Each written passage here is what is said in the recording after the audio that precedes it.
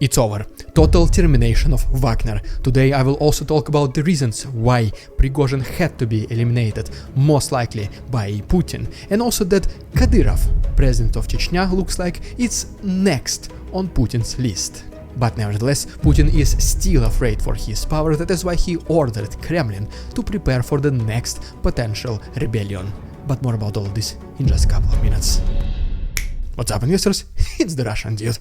So yeah, at this point, it is no longer a secret that the leader of Wagner, Yevgeny Prigozhin, is officially terminated. But the main question is, who was behind it, or was it just an unfortunate event? And while most of us already know the answer, let me present you today with some unspoken facts and unseen footage, which will be most likely very surprising for some of you and reinforcing, reassuring at the same time. And I'll be talking about the events of the last 2 months, which happened exactly after this failed armed mutiny by Wagner back in June of this year. So yes, and first of all, in less than a week, the main federal channel of Russia, channel number 1, literally, they started showing these things during their prime time, is that, Wagner actually did not help Russia much in Ukraine, it was not helping much us in Bakhmut, it was just like, support role.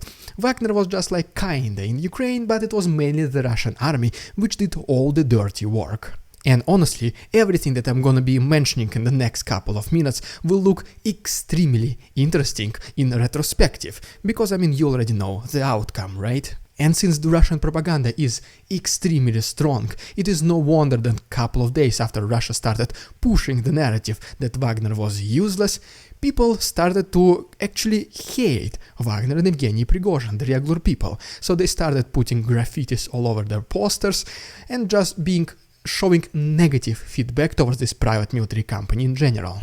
And even back in June 30th, only less than a week after the failed rebellion, the head of defense intelligence of Ukraine, Kirill Budanov, he already told us that he knows, according to his intelligence, that the FSB is targeting Yevgeny Prigozhin for him to be eliminated as soon as possible, but when the timing is right. Then even more higher-ranking officials which are connected to Wagner, such as for example General Surovikin, they started also disappearing from the public eye. The very first mention of this was, for example, according to this British intelligence report back on July 5th. And as of right now, Surovikin is still allegedly in jail with absolutely no words from him in the last several weeks. There were even some claims by the earlier reports by the Institute for the Study of War, which were saying that Prigozhin even met with Putin in Kremlin several times, at least 2 or 3 after the failed mutiny. It is where Putin personally promised him security guarantees and said that Wagner should just go to Belarus. They will be safe there. But in reality, this was one of the very first times when Putin already planned to gently replace Wagner and its head Yevgeny Prigozhin. And after that meeting, when Wagner was allegedly on their way to Belarus, Putin even said that, Wagner technically does not even exist, legally speaking, because there is no such law in Russia for private military companies. That is why there is no more Wagner in Russia, simple as that, basically he said. But if case this company, they want to continue existing, I don't think he said that it should be under Prigozhin anymore.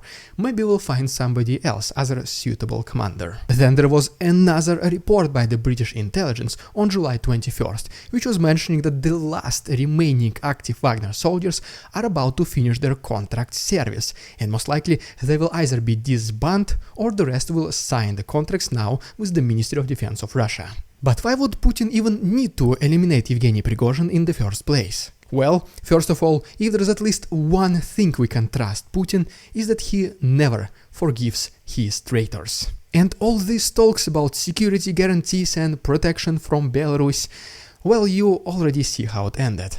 And this is only Yevgeny Prigozhin himself, the very media-worthy person. But just think about it, what about other lower-ranking Wagner officials and just regular common soldiers? I'm almost certain they also experienced the consequences for their failed mutiny. It is just that no one talks about it, except this one time right after Prigozhin's crash, when the FSB was calling and visiting Wagner soldiers' relatives and asking if they have any rebellious minds if they're planning to go against Moscow once again. And then, well, the second reason why Prigozhin had to be eliminated in the eyes of Putin, it is because obviously of his political ambitions and feud against the Ministry of Defense of Russia. Because several Western media sources and also some of the ex-KGB agents in exile, they mentioned that in case Prigozhin survives, he will be a very potential candidate for the presidency of Russia next year. Russians even started seeing these advertisements, including on YouTube videos, talking about Prigozhin presidency in 2024, as you can see from this video. And as you already know, there are at least two things that Putin will never exchange for anything. First of all, it is his grip on Russia, and second is his beloved Crimea. Because it looks like that he sees Crimea as his present, as his heritage towards Russians. And fast forward to today's date, it has even been reported from Kremlin that Russia will not be registering any presidential candidates for the next presidential elections who are younger than 50 years old. Most likely so, Putin just does not look that old. All this is pretty suspicious, right? But wait till you hear about Kadyrov, because he also looks like in danger and he might be on Putin's list. But before we continue, can you just please quickly like this video and subscribe to my channel if you like this style of more detective videos. Thanks so much, and so yes, let's go. And we start with this probably meaningless at first, as it seems, graffiti on one of the walls in potentially Moscow, where there was originally Yevgeny Prigozhin, Vladimir Putin, and obviously Ramzan Kadyrov. And after Prigozhin's mutiny, he was removed from this graffiti by the utility services, basically. Just pretty much exactly what Stalin used to do in the past whenever he did not like some people, and was erasing them from the pictures. And well, long story short, where I'm trying to go with all this is that potentially by some Western intelligence, Kadyrov might also be in danger. Mostly because he was a very good friend of Prigozhin in the past. They literally called each other brothers, and Kadyrov also at some point had some fights and feud with the Ministry of Defense of Russia. Exactly the same thing what Prigozhin did. But you know what? Personally, I do think that Kadyrov, at least for now, is relatively safe. Putin pays a lot of money for his friendship, and in return Kadyrov supplies him with his extremely loyal army, which will do whatever, which will support whatever idea Putin has in his mind. And not too many regular Russians are willing or volunteering to join the military. That is why Putin needs these Chechens. And as long as Kadyrov is loyal, meaning that as long as money keeps flowing, Putin will try to keep Kadyrov close. But after all, every politician desires more power, because right now Kadyrov has so much money, I doubt he needs way more than this. He does definitely, most certainly want more power. So the question is, if Kadyrov feels another weakness of Putin, will Kadyrov act on his own and try to seize this potential?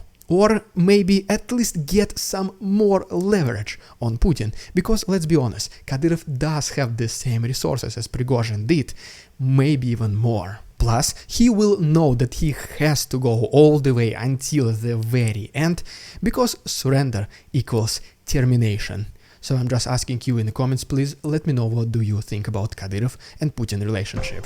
And just speaking about the armed rebellions in general, it looks like that recently Kremlin representatives, they received a new order, which is to prepare for another potential mutiny. And well, we already know that most likely it will not be Wagner. It is a little bit way too early for Kadyrov. And just speaking about common Russian opposition, unfortunately Navalny is still in jail. But you know what? The biggest, the most devastating and hurtful ambushes, they come from the people you expect the least. So maybe, just maybe, somebody within Putin's inner circle is already planning to overthrow him, and maybe not doing it alone. Because after all, Putin and his war took everything from them and from the majority of the Russian oligarchs.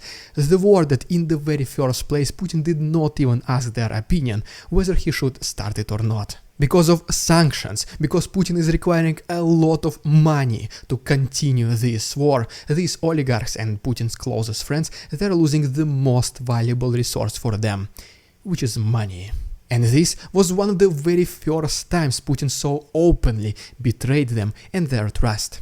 And just once again, these are the people who cannot stand such attitude, because respect and money at this point is pretty much everything they got. And when there is no respect, there is no loyalty. I will be closely monitoring this situation, and in case there are any major developments, I will make sure to be one of the first ones on YouTube to make a video about it. If you want to support the channel, the best way to do it is through my Patreon, where you can also unlock some additional content. Thank you so much for your attention, товарищи. Please follow me on Instagram, beware there are scammers in the comments, and see you tomorrow.